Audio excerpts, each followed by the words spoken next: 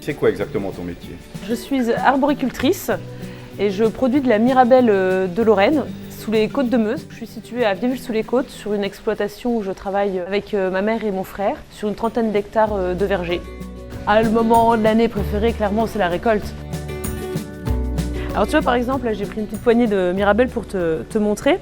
Donc là, vraiment, les fruits qui correspondent bien à mes 3 critères pour répondre à l'IGP, donc l'indication géographique protégée. Mirabelle de Lorraine, il me faut un fruit qui soit minimum d'un calibre 22, donc là c'est bien au-dessus, ça fait bien du 26 ou 28 mm, donc là elle est super. Il me faut une belle couleur jaune, comme celle que j'ai là, et le taux de sucre. J'ai vu dans ton verger que tu avais des super arbres. C'est vraiment pas les mêmes que les miens dans mon jardin. Comment tu fais pour avoir des beaux arbres comme ça? Alors là, je pense que c'est vraiment le travail de l'hiver.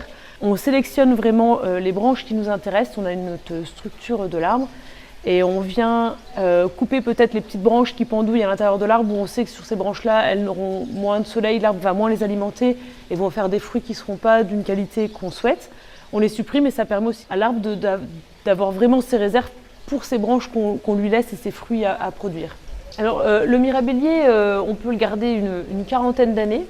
Moi j'en ai replanté des jeunes mirabelliers là, il y a 4 ans. Je vais faire ma carrière avec ces mirabelliers-là. Pour ta production, c'est quoi la plus grosse crainte?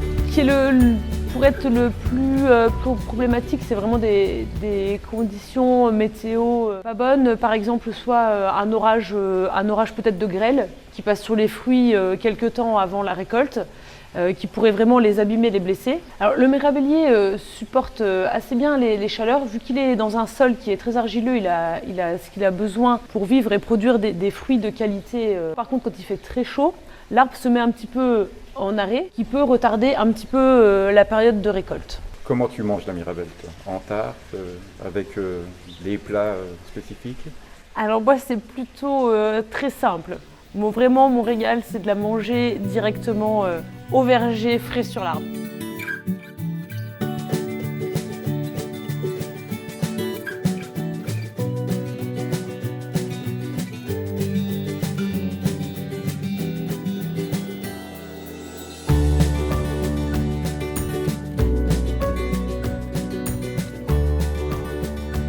L'histoire du perlé de Mirabelle est assez sympa. C'est un facteur de la région, c'est M. Zimmermann.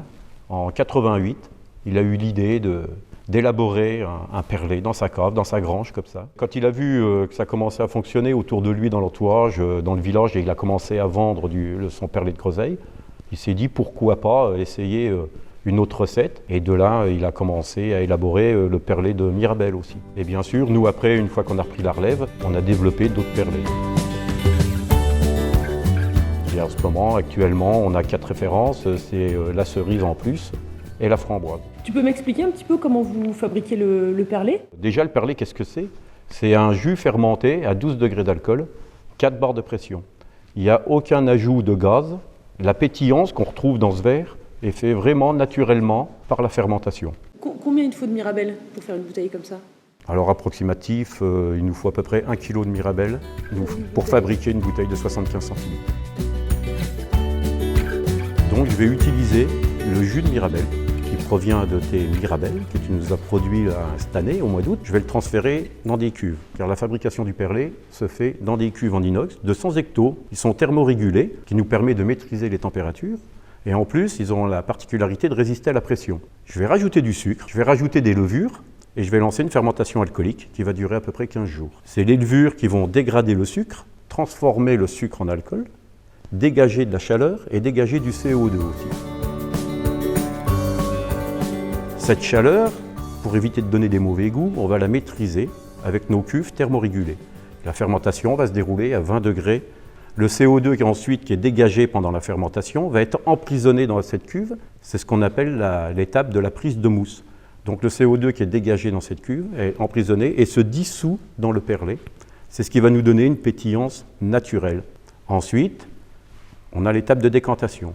Quand j'ai obtenu mes 12 degrés d'alcool et mes 4 bars de pression, je vais mettre ma cuve au froid. Pourquoi je la mets au froid? Ça va nous permettre d'arrêter la fermentation. Pendant 1 mois, je ne touche plus ma cuve au froid, de manière à ce que toutes les impuretés se retrouvent au fond de la cuve.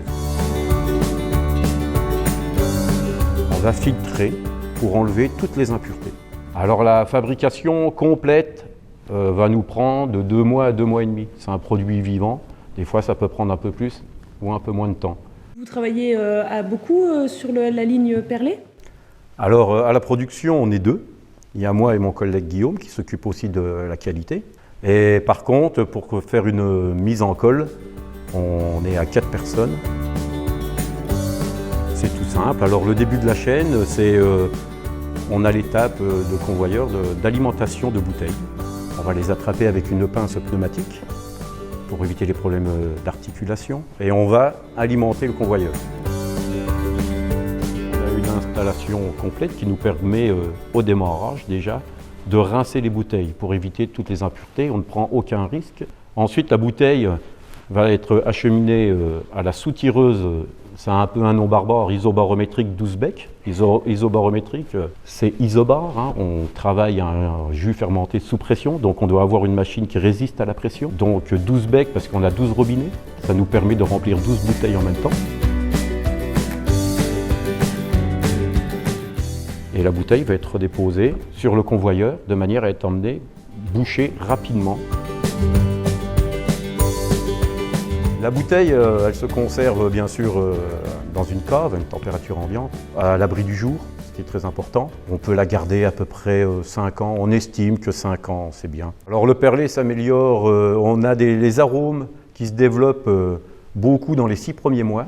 On sait que les arômes se développent bien, c'est pour ça que vous retrouvez nos bouteilles sur le marché seulement au bout de 6 mois de cave. L'idéal pour déguster le perlé Mirabelle, ça serait plutôt un apéritif, plutôt en dessert? On a de la Mirabelle qui va très bien en apéritif, alors à boire très frais surtout.